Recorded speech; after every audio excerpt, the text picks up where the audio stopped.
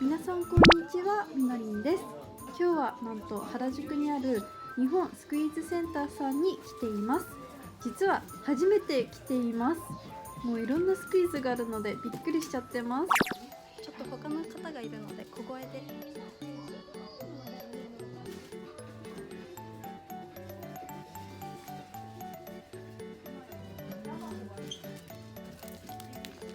これ見たことない。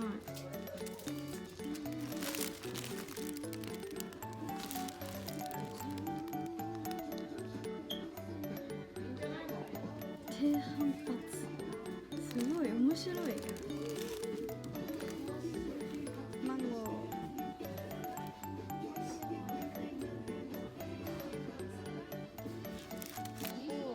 ー、見たことないスクイーズがいっぱいあります。か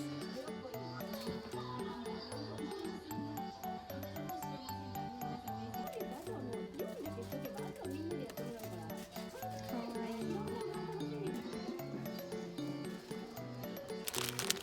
おにぎり好きなんですよ。このイクラはこの前東急ハンズで買ったイクラと同じですね。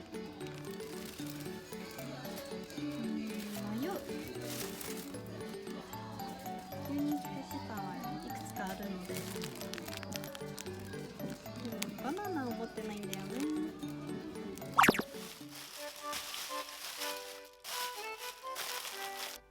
はい、お家に戻ってきました。で、私的にすごく気に入ったスクイーズが3つあったので3つ購入してきました。紹介していきたいと思います。はい、ではまず1つ目はこちら、パイナップル。袋の裏のここからカッターを入れて開けていきます。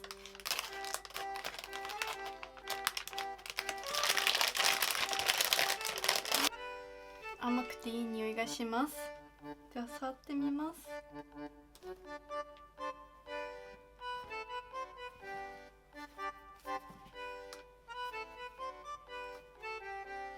柔らかい。これとマンゴーでちょっと迷ったんですけどもパイナップルにしました。この大きさがちょうどいいのと低反発具合がパーフェクトすぎて買っちゃいました。あと見た目がすごくリアルで気に入っています。今度パイナップルを作る機会があったらこれを参考に作りたいと思います。では次のスクイーズはこちら、じゃん。日本スクイーズセンターさんのテント限定バージョンだそうです。石鹸のいい匂いがします。ちょっと前にこれ新発売されたと思います。で、新発売記念イベントがあるので一応お誘いの連絡が来たんですけども、そのイベントがちょうど私の誕生日でしてちょっともう予定があって行けなかったんですよね。そこからずっと気になってはいたので今回これを買ってみました。石鹸とかフレッシュな香りが好きな人はこれはすごく気に入ると思います。でも種類によって低反発具合が違うそうなので今度はもうちょっと低反発のものを買おうかなと思います。で、最後はこちら、ラブケーキ。もうこのデザインに一目惚れしました。いきます。